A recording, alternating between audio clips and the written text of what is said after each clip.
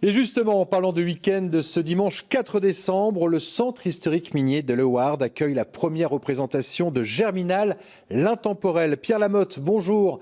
Merci beaucoup d'avoir répondu à notre invitation. Vous êtes l'heureux directeur artistique de la compagnie Climax. Et entre nous, je dis bien entre nous, vous êtes vraiment attaqué un monument de la littérature française, adapté le roman d'Émile Zola en spectacle vivant. C'est vrai que le personnage d'Étienne Lantier a été joué plusieurs fois au cinéma, mais cette fois, il est sur scène. Il est vrai que votre compagnie, Climax, associe le théâtre et aussi le cinéma. Vous l'avez dit, c'est une version théâtrale qui est enrichie d'éléments graphiques et numériques. On comprend qu'il y a 3 comédiens sur scène et qui interagissent justement avec ces images qui défilent sur les 3 grands écrans. Entre nous, c'est une prouesse théâtrale et technologique. Je vous propose que nous regardions ensemble un petit extrait. Maheu et consort, veine filonnière, taille numéro 7. Pardon, vous êtes sûr de ne pas vous tromper? Non, je me trompe pas. Faut enlever les dimanches, les jours chômés et les amendes pour boisage défectueux. Si vous voulez pas de votre argent, vous le dites. Vous voyez bien qu'il y en a d'autres qui attendent.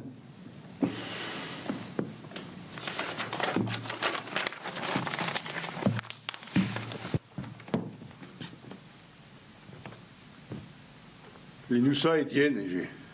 J'y comprends rien.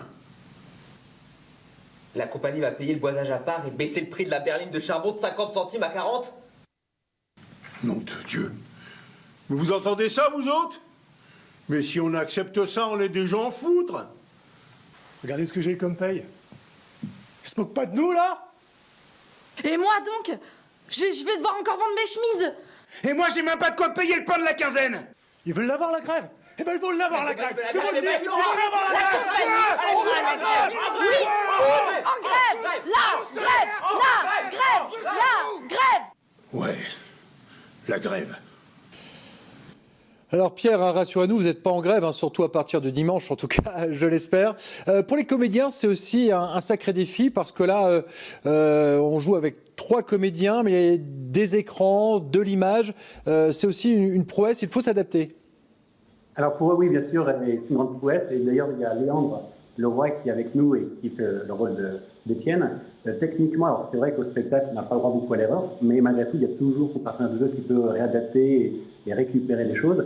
Là, les écrans, eux, ils vont toujours défiler et les comédiens ont absolument aucun droit à le moindre décalage, même le regard, la posture, c'est-à-dire au-delà du texte, c'est d'une très grande précision. N'est-ce pas? Tout à fait. On peut poser la question justement à vous, jeune comédien qui a la chance de jouer Étienne Lantier. C'est vraiment une expérience un peu unique. À la fois, c'est un personnage fort et jouer sur scène avec ses écrans, c'est un sacré défi là également. Ben, c'est ça, exactement comme vous dites, c'est un vrai challenge pour nous, pour tous les 3, donc avec Sylvain et Agathe également qui joue Catherine. C'est un vrai challenge pour nous et c'est un défi qui est très excitant parce qu'effectivement, là, on va jouer avec plein de partenaires de jeu, mais qui, eux, ne feront aucune erreur de tout le spectacle. Et nous, toutes les petites choses inattendues, tous les petits accidents qui peuvent se produire ou les petits décalages qu'on peut créer, il va falloir rattraper, il va falloir les éviter, il va falloir jongler avec pour pouvoir maintenir le spectacle, parce qu'on est avec des partenaires qui, eux, sont réglés comme une horloge. Je ne sais pas si on peut voir un autre extrait, Cyril, peut-être. Oui, ils lui ont trouvé une place au tri. Mais il faut bien. Il y a encore 4 ou 5 ans avant que Lénore et Henri puissent descendre à la fosse. Alors eux aussi. Eux après les autres. Que veux-tu? Tous y ont laissé là pousser leur tour. Allez, fainéants, dépêchez-vous!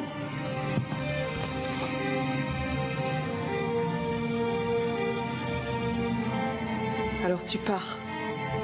Ouais, ce matin. Ça me fait plaisir de t'avoir vu. J'ai rien contre toi, tu sais. J'ai compris que tout ça, c'était pas de ta faute. C'est la faute de personne.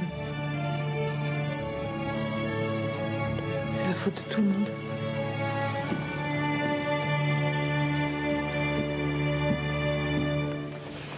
Voilà, très très belle mise en scène, félicitations. Et c'est une autre façon encore de découvrir l'œuvre géantissime d'Émile Zola, donc Germinal, l'intemporel.